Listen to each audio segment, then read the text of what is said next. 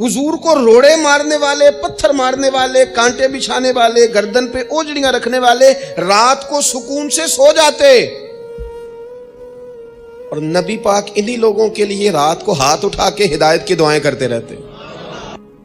तो एक दफा जब बड़ी सख्त तकलीफ दी कुफार ने, तो सहाबा ने अर्ज की या रसूलल्लाह इनके लिए दुआ करें, ये तबाह हो जाएं। तो महबूब ने खुद इन लफ्जों के साथ जवाब दिया, फरमाया अल्लाह ने मुझे लानत मलामत वाला नहीं बना के भेजा, मुझे रहमत लिल आलमीन बना के भेजा।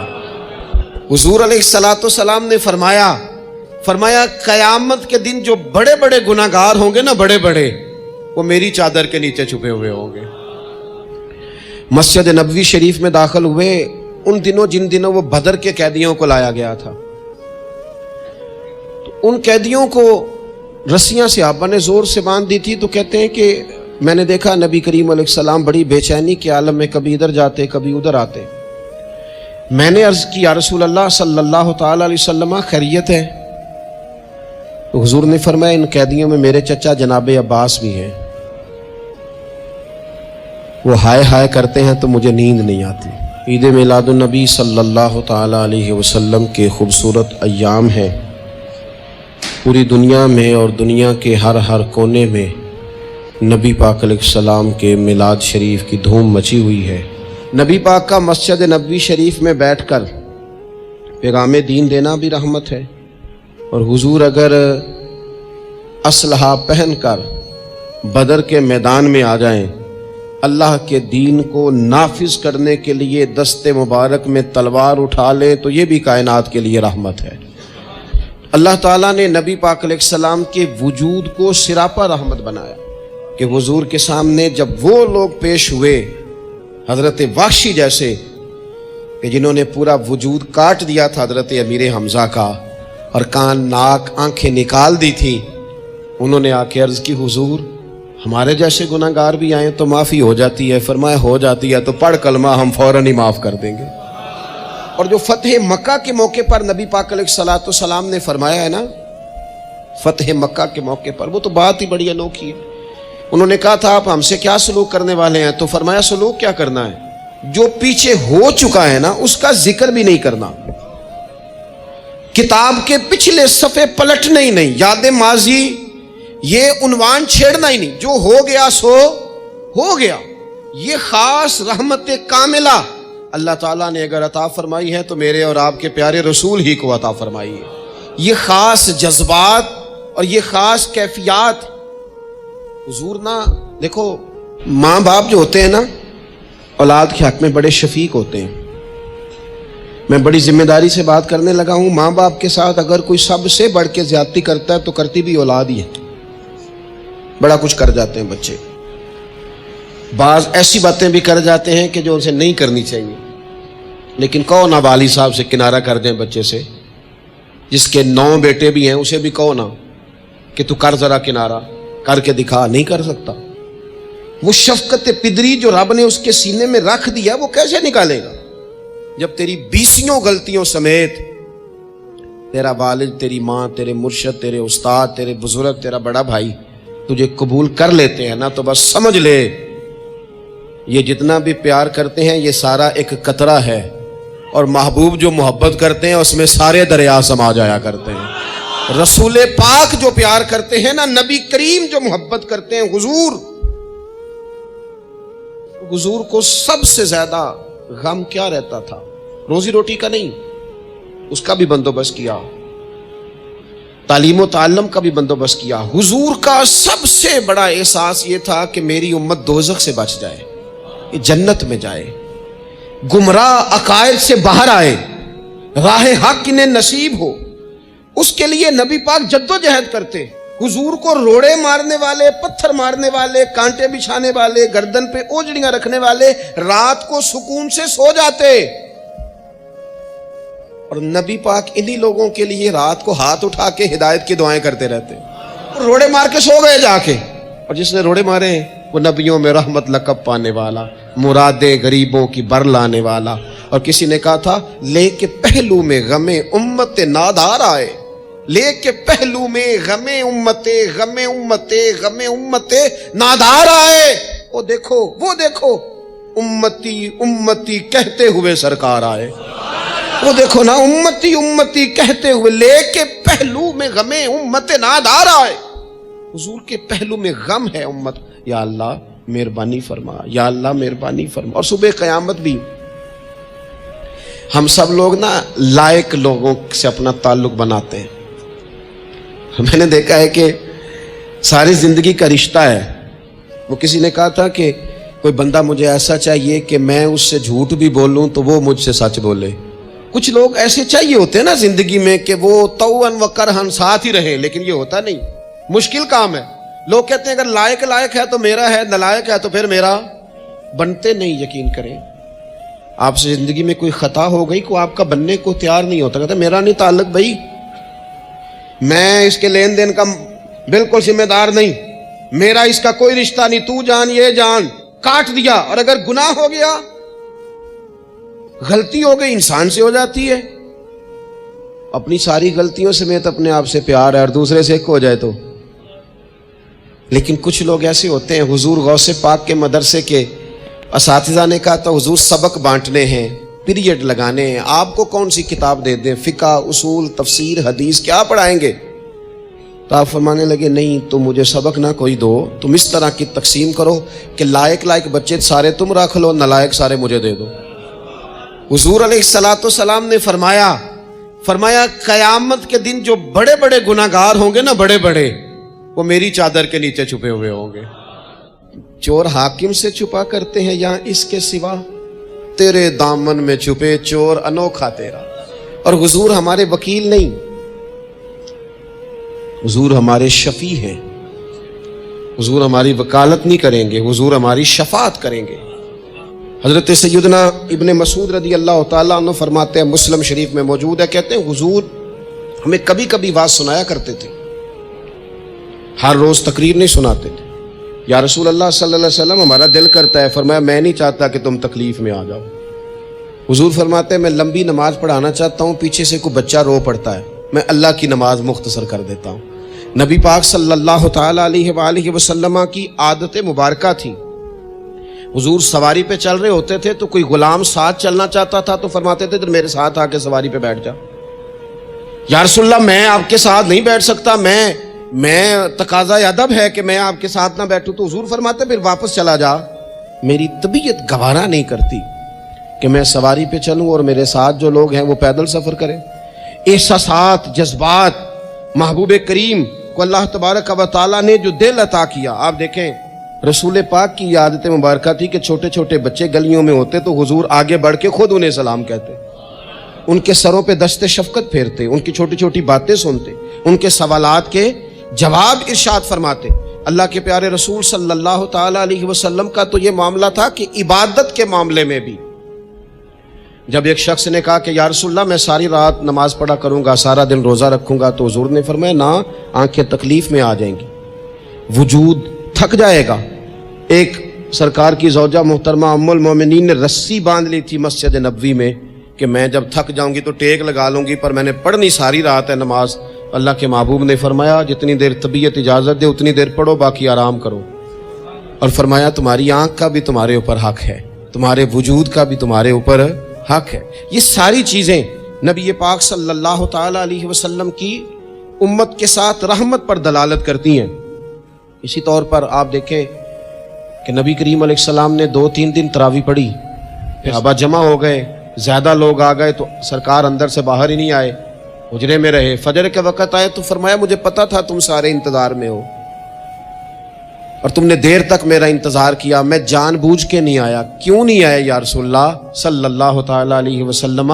تو حضور فرمانے لگے اس لیے نہیں آیا کہ اگر میں آ جاتا اور کچھ دن مستقل یہ نماز پڑھتا تو میرے دل میں خیال آیا کہیں رب کریم اسے فرض نہ کر دے, تمہیں مشقت ہوگی, تمہیں تکلیف ہوگی, لہٰذا میں حضور دل چاہ رہا ہے نفل عبادت اس لیے نہیں کر رہے کہ امت پر کہیں ضروری ہو جائے. حضرت سیدنا عباس فرماتے ہیں کہ ایک انصاری صحابی رات کو مسجد نبوی شریف میں داخل ہوئے, ان دنوں جن دنوں وہ بدر کے قیدیوں کو لایا گیا تھا, تو ان قیدیوں کو رسیاں صحابہ نے زور سے باندھ دی تھی. تو کہتے ہیں کہ میں نے دیکھا نبی کریم علیہ السلام بڑی بے چینی کے عالم میں کبھی ادھر جاتے کبھی ادھر آتے. میں نے عرض کی یا رسول اللہ صلی اللہ تعالی علیہ وسلم خیریت ہے؟ حضور نے فرمایا ان قیدیوں میں میرے چچا جناب عباس بھی ہیں، وہ ہائے ہائے کرتے ہیں تو مجھے نیند نہیں آتی. چلو زیادہ نہیں تو تھوڑا احساس کبھی چچا کا بھی پیدا کرنا چاہیے. ویسے چچا چاند نہیں ہوتا، چندہ ہمیشہ ماموں نہیں ہونا ہے. چچا جتنا مرضی بھی خوبصورت ہو بیچارہ چاند ہو سکتا نہیں، چندہ ماموں نہیں ہونا ہے، پکی بات. تو کبھی چچا کا بھی احساس کرنا چاہیے. نبی کریم علیہ السلام نے فرمایا چچا ہائے ہائے کرتے ہیں تو مجھے نیند نہیں آتی. وہ انصاری سے آپ بھی فرماتے ہیں کہ میں دوڑا گیا اور میں نے جا کے معلومات کی کہ حضرت عباس رضی اللہ تعالیٰ عنہ کو کہاں باندھا گیا ہے. فرماتے میں جا کے حضرت عباس کی رسیاں ڈھیلی کر کے آیا تو وہ سکون میں آ گئے. تو آ کے حضور علیہ السلام کو میں نے دیکھا تو سرکار بھی زمین پر بیٹھ گئے، لیکن ابھی چہرے پر بے چینی باقی تھی. میں نے عرض کی حضور میں رسیاں ڈھیلی کر رہا ہوں جناب عباس کی، آپ آرام سے سو جائیں. تو یہاں تک نہیں یہ رحمت رکتی، یہ رحمت کسی مقام پر محدود نہیں ہوتی. میرے کریم کا کرم ہمیشہ برستا ہے تو بغیر رنگ و نسل ہر جگہ برستا ہے. حضور علیہ الصلوۃ والسلام نے فرمایا صرف عباس نہیں، جا سارے قیدیوں کی رسیاں ڈھیلی کر کے آ. سب کو یہ کون لوگ ہیں؟ یہ بدر میں پھول لے کے آئے تھے، یہ گجرے لے کے آئے تھے پھولوں کے، خوشبو کا تحفہ دینے آئے تھے، یہ تو تلواریں لے کے آئے تھے. لیکن یہ اعزاز ہے میرے نبی پاک کا کہ اللہ نے حضور کو رحمت للعالمین بنایا ہے. دلوں کے اندر اتنی گنجائش رسول پاک نے پیدا کی. فرمایا سب یہ رسیاں ڈھیلی کرو تاکہ میں آرام سے سو جاؤں. طبیعتوں کی سختی، مزاجوں کا تلخ پن، اپنی ذات کے خول میں بند ہو کے زندگی گزار دینے والے لوگ، اپنے آپ سے شروع ہو کر اپنے آپ پر ختم ہو جانے والا مزاج. بعض لوگ سخت سست کہہ دیتے ہیں رد عمل کے طور پر، خود اس طرح کے نہیں ہوتے لیکن تانگ آمد بجانگ آمد.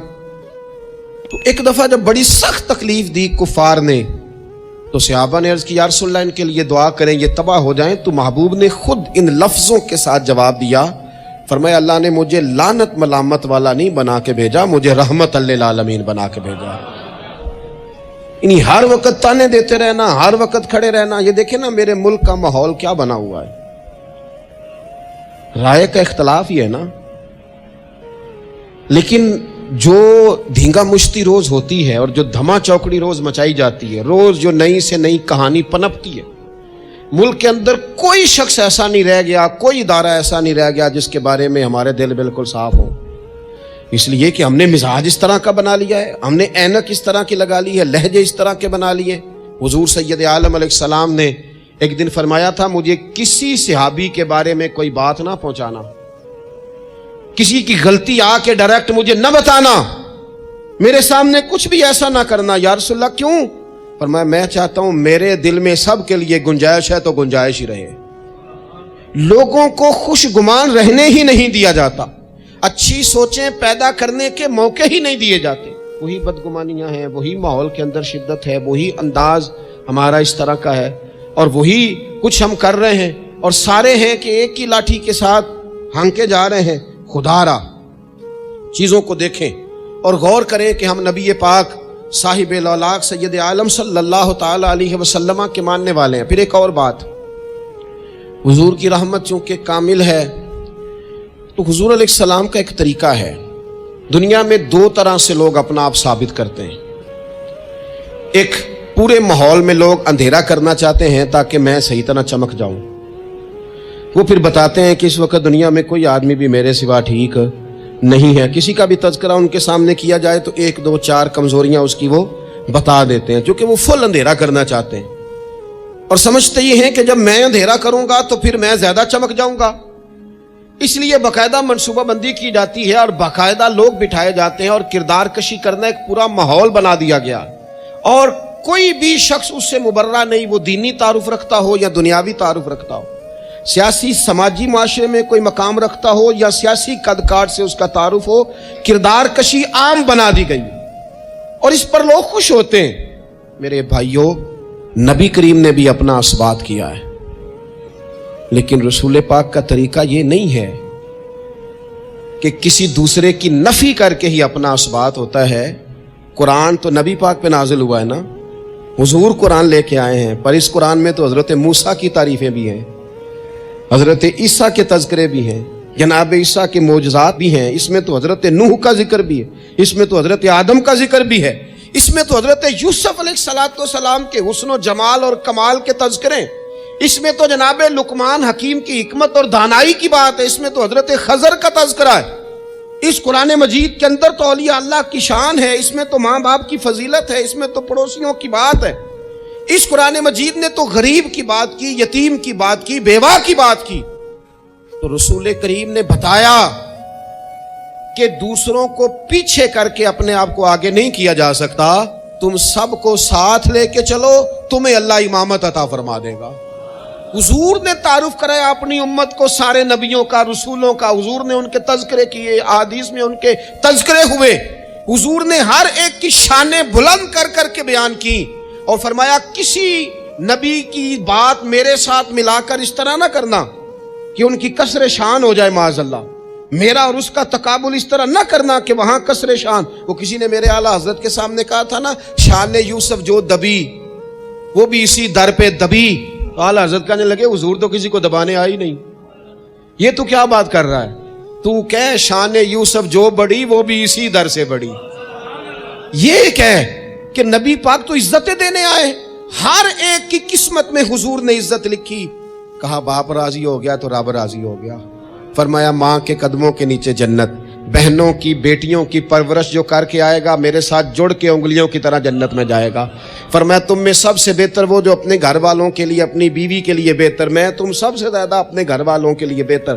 فرمایا پڑوسی سے حسن سلوک کرنے والوں یاد رکھنا کہ اس کے تو حق اتنے زیادہ ہیں کہ ڈر ہے کہ کہیں وراثت میں شامل نہ کر دیا جائے. نبی پاک علیہ السلام نے فرمایا جو بی بی صرف حاملہ ہو، حاملہ، اسے رب کی بارگاہ میں اتنا ہی اجر ملتا ہے جتنا تلوار لے کے جہاد کرنے والے کو ثواب ملتا ہے.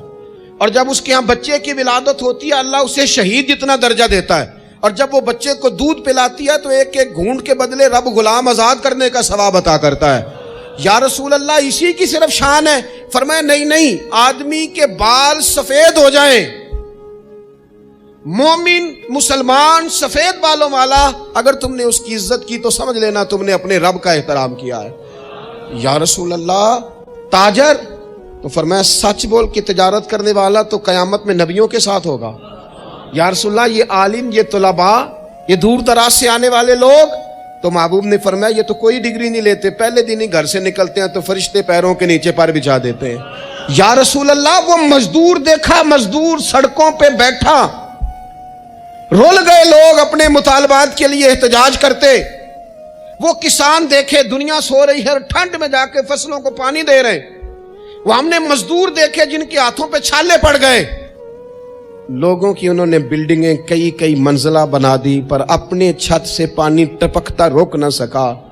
حضور یہ جو لوگ ہیں ان کی کیا شان ہے؟ تو حد کر دی میرے کریم نے. فرمایا محنت کر کے روزی کمانے والا تو اللہ کا دوست ہے، اس کو تو اللہ نے قرب دے دیا دوستی. تو نے ہر شخص کی قسمت میں یہ عزت لکھی اور آخری خطبے کی صورت میں بھی وصیت لکھی.